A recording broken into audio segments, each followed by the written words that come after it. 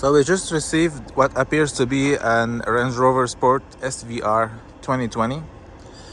I'm gonna go around it, especially that we just in last week I tried this BMW M, and now I received this RangeRover SVR. I'll have a chance to experience a little bit what is the difference between these two. First thing I noticed is that the tires are very low. Not the tires, the suspension are low. So I think I can get them up. Second thing, as soon as you start, you know that there's something up with the engine and the exhaust, because it makes such a beautiful noise. It has such a presence.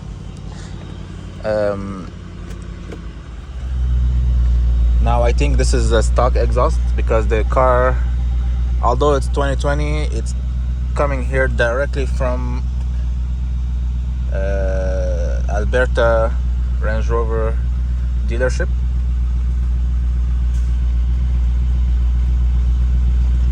Now I'm trying to adjust the seat, but it seems like there's already a problem with the seat. It won't go further than that, and it feels like it's stuck. So that is a big problem. I'm not that big of a person, but I feel like I need to back up the seat, but it won't back up. That's a problem. You see, it moves forward, but it won't move any further than that. And I feel like it wants to try, but it's stuck somewhere. Is there anything in the back? No, there's still much space. Nice seats, but there's still much space for it to come back. What do we have here? You know, I'm not kidding. This is a 2020 Range Rover. I don't know why there's so much. Already two things going wrong. I don't know what's happening here.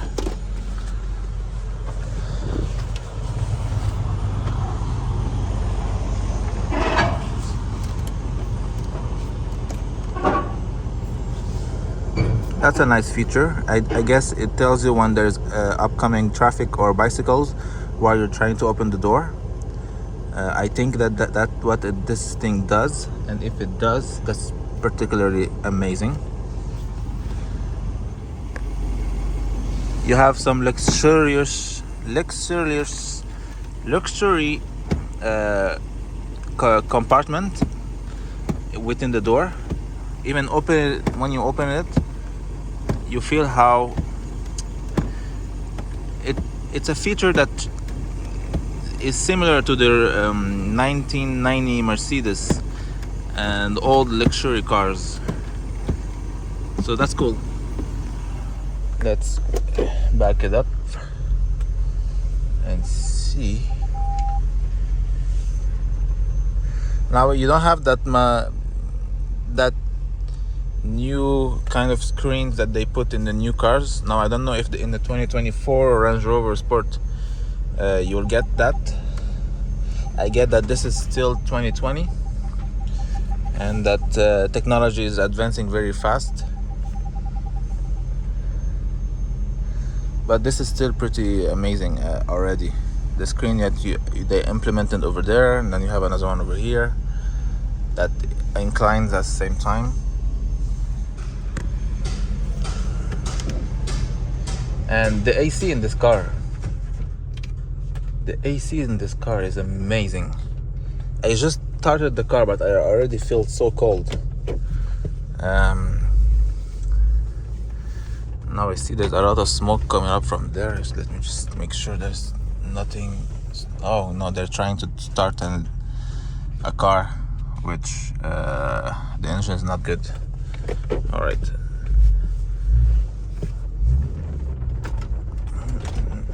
Now the seats. Alright, the seats are not comfortable. Like, if you're expecting the Range Rover seat quality, well, this is not it. However, if you were expecting sports seats, then it is exactly it.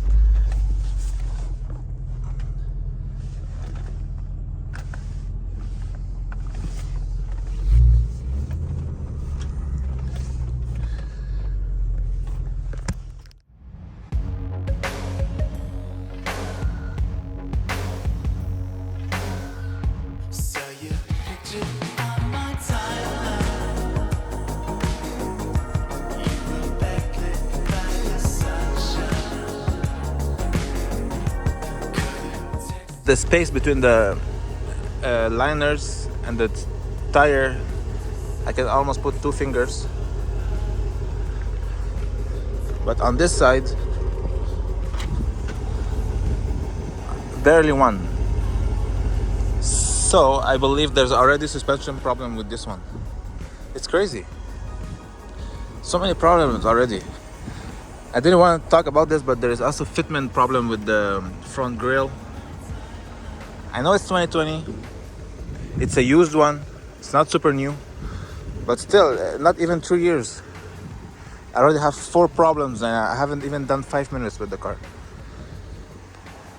There is even a crack in the windshield, but that's, to be fair enough, any car could have that. With a simple rock on the highway, chipping on the windshield. So I'm gonna let this one pass. See, even this passenger seat,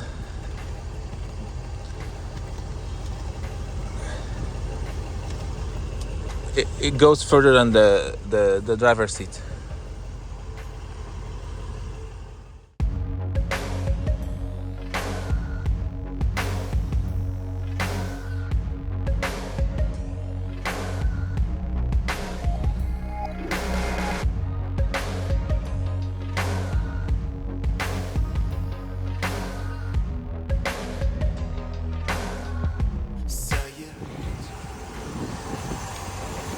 I can hear a leak in the air system, which I believe should be the suspension system. There's definitely a leak. Let's see if I can get the car even up. Over there. Normal height selected.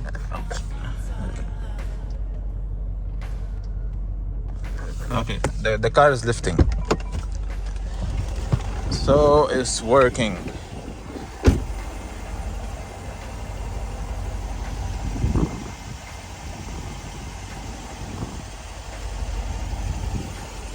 It's lifting here too.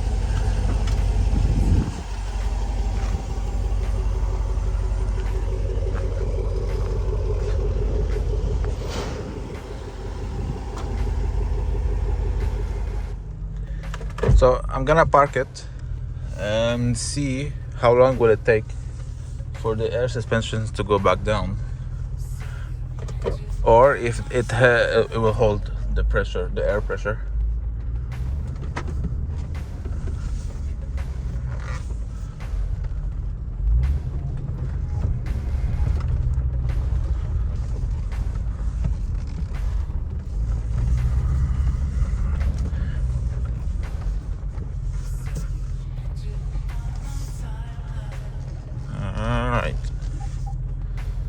That will be good enough.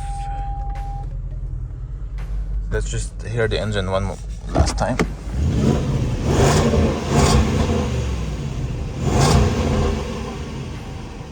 Sounds really good.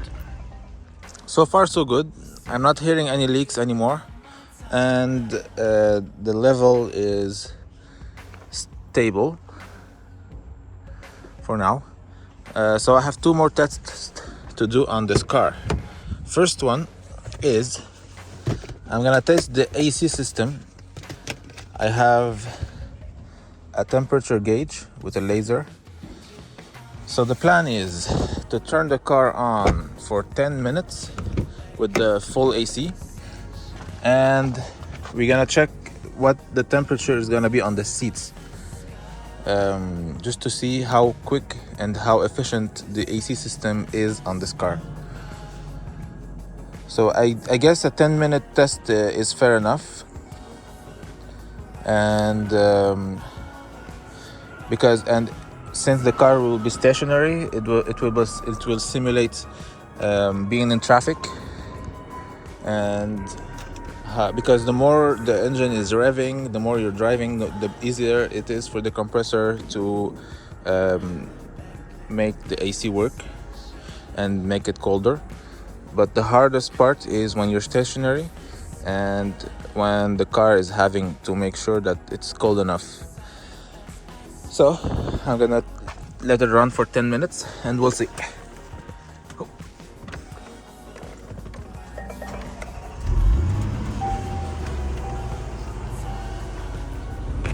So here we are, 10 minutes later.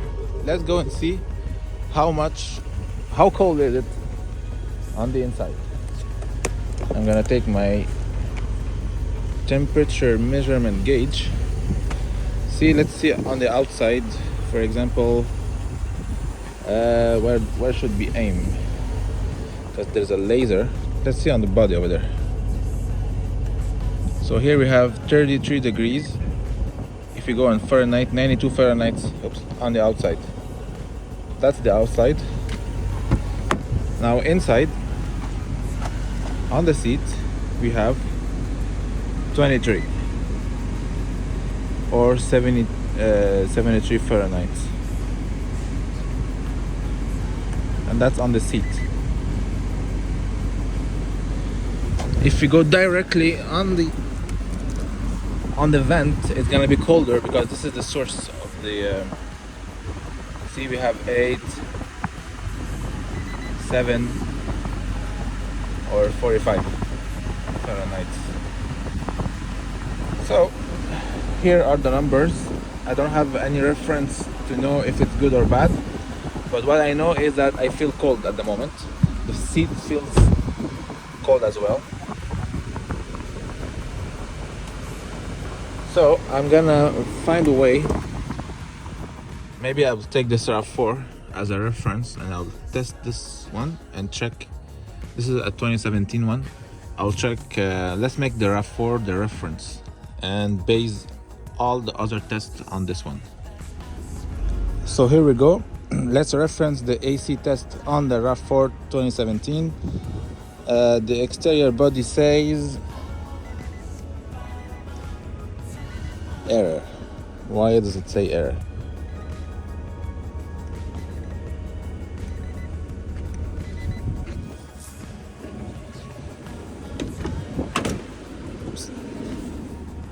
Alright, what happens is that I left it too much under the sun and I think it doesn't work when it's too hot. So let's go for our next test. Outside temperature, at the moment it's saying 27.7 or 80 Fahrenheit. On the inside, on the seat, we have 21.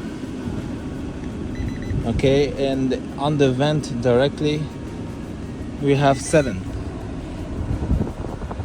even 6, oh 5, 4, 3. Wow, it's so cold inside. 1 degree. What is happening here? That is cold. Like it's 30 Fahrenheit. We didn't get that much on the Range Rover, but also maybe I didn't go with the laser too far in to get the coldest temperature possible. But what's more important is on the seat. So result of this test is that RAV4 is a little bit better at cooling than the Range Rover. Alright, I still have one more test. I want to test the... Alright, I'm just going to explain to you exactly what it is. So you see how easy it seems to be now to steal cars. They use kind of a machine that extends the range of the key. So let's say you have the key at home somewhere. They're gonna come with a device, try to extend the range between the key and your car in order to start your car in a distance. So let's see, first of all, if I have the key over there, does it even start? So no, it's telling me that the key is too far. So that's already good. Now the test I want to do is to try and start the car, put the key away and see if the car turns off while I'm far. I started the car. I'm gonna leave the key here and let's see how far will I be able to go before it tells me that something is wrong. Also, I'm gonna put the suspension back down because it's annoying. That's it. Alright, access height. So turning down this thing. there. Okay, let's go.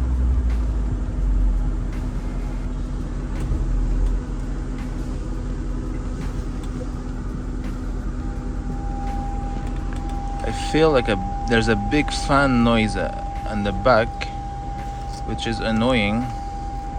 I don't know what I've done, and what can I do to turn it back off. It's so annoying. So I'm gonna attempt to go as far as I can and see if the car can notice that the key is not there.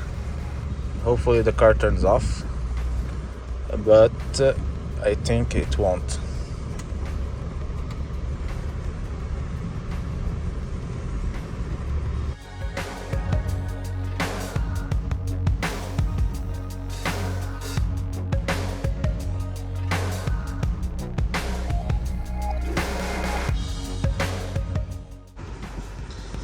I just received an SLS 450 Mercedes. We'll check it out after this one. And by the way, the car is super fine. I can even drive away, no problem.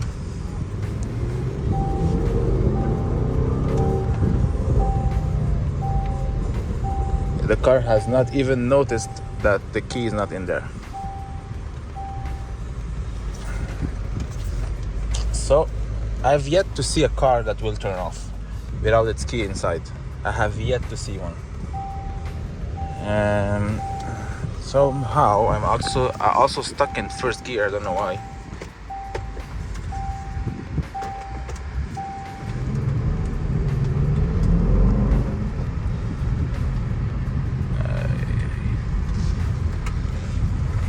That drives very well.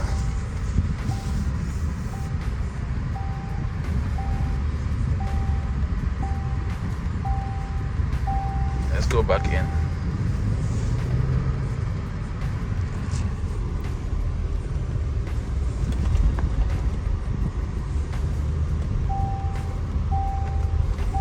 That drives super well.